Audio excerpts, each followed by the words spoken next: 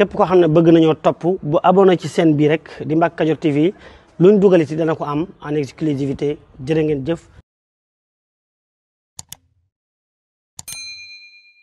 te noonu la ñu fas yéene doxalee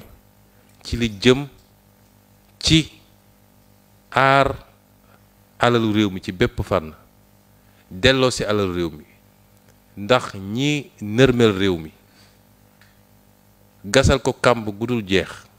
jël ay milliards yi milliards dugal seen poos lii ñu génn ci réew mi te xam nañ fi ñu ko jaarale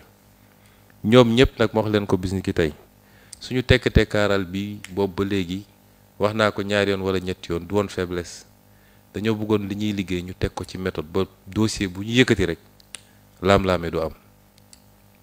waaye comme gis nañ ni ñoo ngi commencé di daw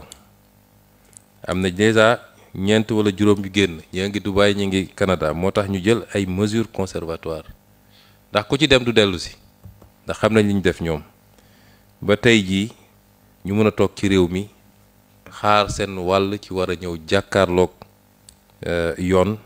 pour layoo ko te du am benn dossier bu ñuy monter nag dossier yu leer nañ lay doon. asalaamaaleykum mbokk yi yéen ñi nga xam ne yéen a baaxoo ànd ak chaîne bii di Mbacke Kadior TV à partir d'aujourd'hui gën nañ koo yaatal ci YouTube bi